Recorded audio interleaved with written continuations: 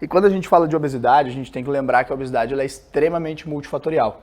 Tá? As pessoas normalmente resumem a obesidade a coisas simples, como comer demais, etc., mas ela é extremamente multifatorial. Né?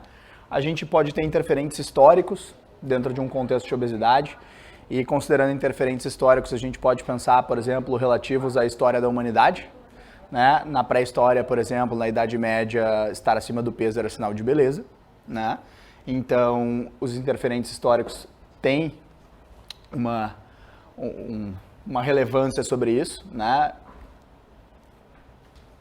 Pode deixar aí.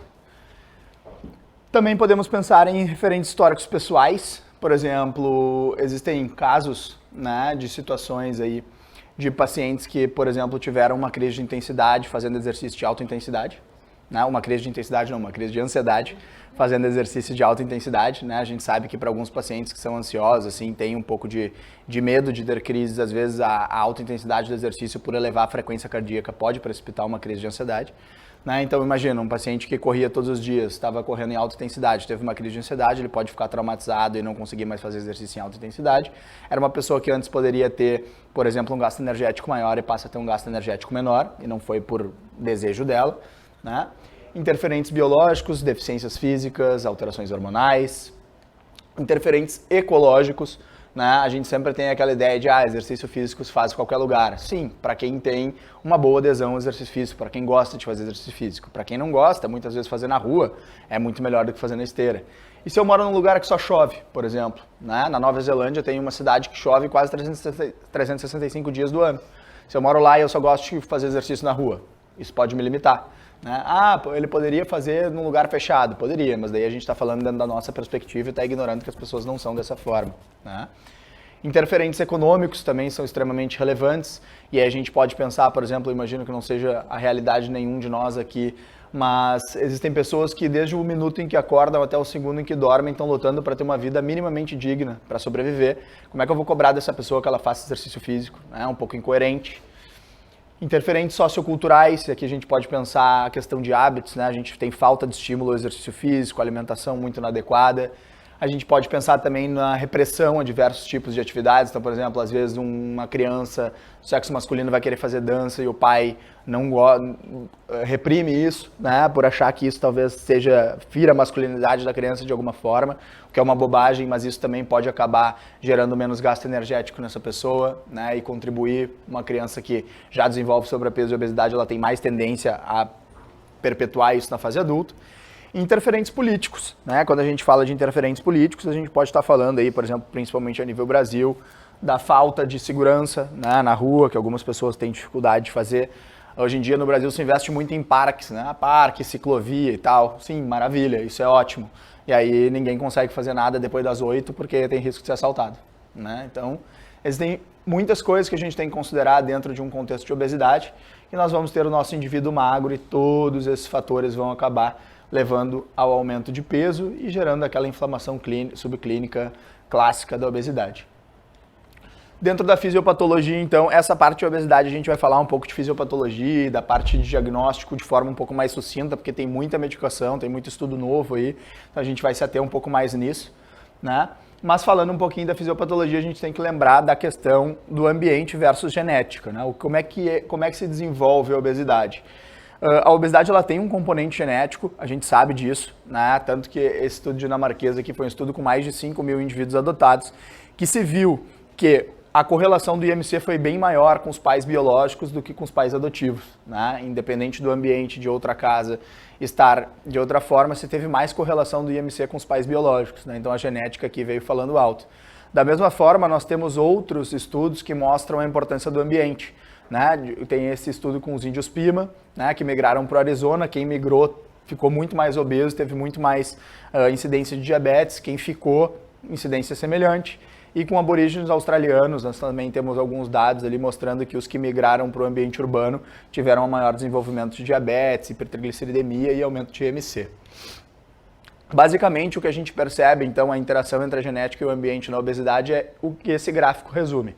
Nós temos alguns casos de obesidade genética que, independente do ambiente, o indivíduo vai desenvolver obesidade, né? Isso são casos mais raros, mas acontecem. E nós também temos casos de resistência genética. Né? A gente normalmente fala muito da suscetibilidade, mas nós também temos casos de resistência genética, que independente do ambiente a pessoa não desenvolve obesidade. A maioria dos casos, no entanto, o que a gente vai encontrar?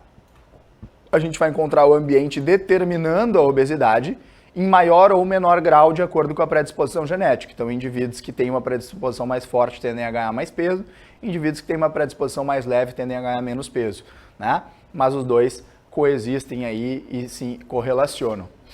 Quando a gente fala de obesidade, ainda a gente tem que lembrar dos nossos determinantes do desequilíbrio energético, né? E aí, quando a gente pensa em determinantes do desequilíbrio energético, a gente pode pensar no aumento da ingestão alimentar, né?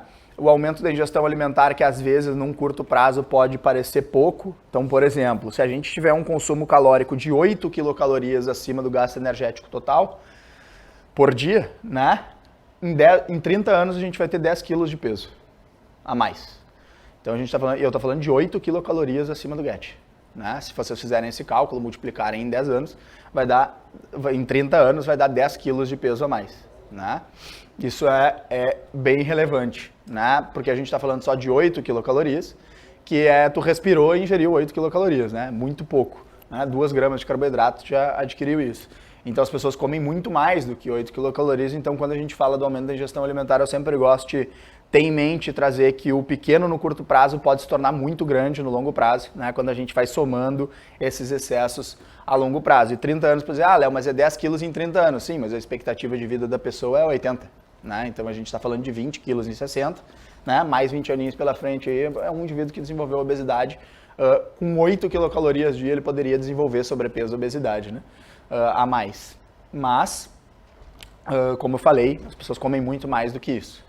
E aí, dentro do aumento da ingestão alimentar, a gente pode pensar ali, falar um pouquinho sobre a questão dos alimentos hipercalóricos, a dieta rica em gordura e em açúcar, que tem um efeito reforçador positivo sobre o consumo de alimentos, né?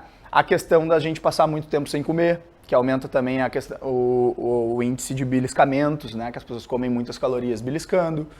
A questão da privação do sono e do estresse com a demanda laboral que a gente encontra hoje em dia, quer queira, quer não queira, também favorece uma alimentação mais hedônica, né? Aquela busca por alimentos por recompensa, se eu não me sinto bem, se eu estou estressado, eu tendo a ter fatores de compensação, e o alimento é um dos grandes fatores de compensação para a gigantesca maioria das pessoas, né? A gente pode pensar numa maior capacidade de estocar gordura, que um indivíduo ali tem aumento do número de adipócitos quando ele vai engordando, uma lipogênese aumentada por uma maior atividade da lipoproteína lipase, por efeitos hormonais também. Diminuição do gasto energético, isso é uma realidade muito grande hoje em dia, né? Baixo gasto energético e repouso, pouca massa magra, estilo de vida mais sedentário, as próprias deficiências hormonais podem atuar aqui, a redução da atividade involuntária, que a gente vai falar um pouquinho depois, e uma oxidação deficiente de gorduras, né, também podem contribuir, e esses desequilíbrios vão contribuindo para o nosso acúmulo de gordura corporal. Quando a gente fala em fome, né, a gente tem que entender que a fome ela é fisiológica, mas ela tem interferências corticais, né, tanto sociais quanto comportamentais. A gente tem áreas do cérebro, do córtex cerebral, que a gente interpreta aspectos relacionados ao alimento. No córtex insular, por exemplo, a gente interpreta gosto, aparência, textura, odor. No órbito frontal interpreta prazer, no sistema límbico interpreta emoções e memórias, e a gente ainda recebe sinais fisiológicos do núcleo paraventricular e da área hipotalâmica. E é toda essa resposta junta e integrada que vai determinar a decisão ou não sobre a ingestão do alimento.